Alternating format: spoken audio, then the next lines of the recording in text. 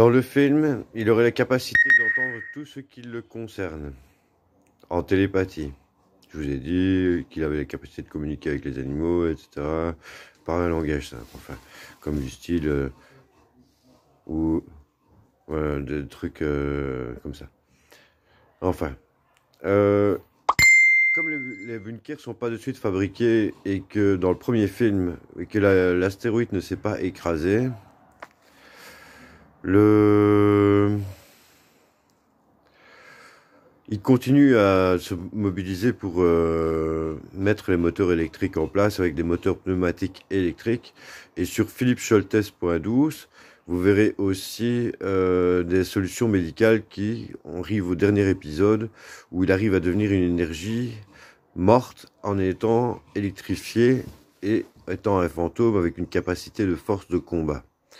Que vous verrez dans les phases du premier, où je précise par exemple, il est blessé une fois à la jambe et puis il saute, il fait un bond sur le côté, il tape sur la jonction entre le tibia et la cuisse et casse le ligament et dit d'abord je te fais la même que la mienne, puis alors après saute sur les épaules, maintenant tu mets 2 genoux à terre pour demander pardon et puis paf, il fait un coup d'épaule comme au football américain et dit maintenant tu t'étales pour mettre ton talc.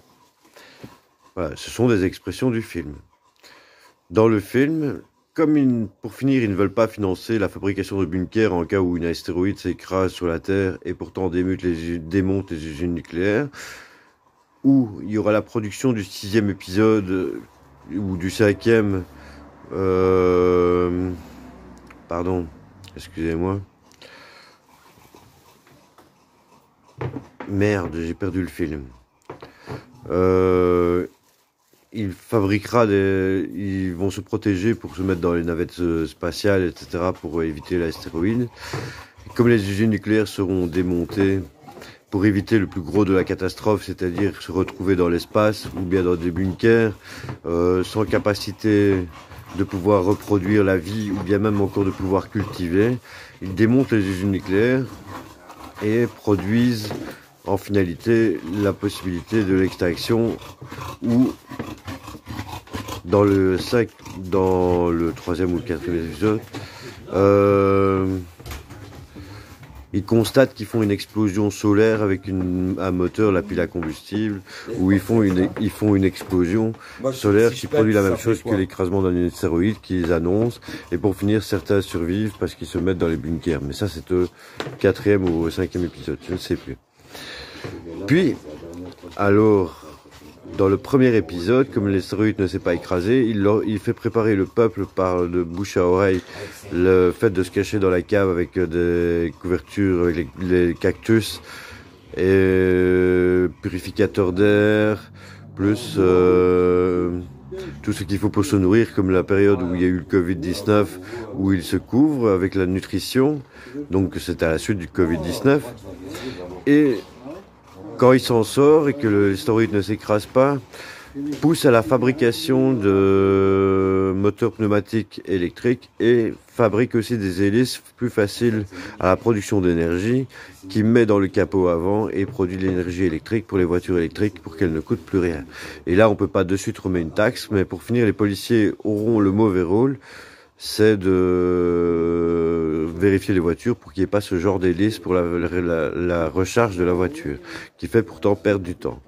Même en attendant, quand le moteur est débridé, le moteur à courant continu va beaucoup plus vite que toutes les voitures à essence qui puissent exister.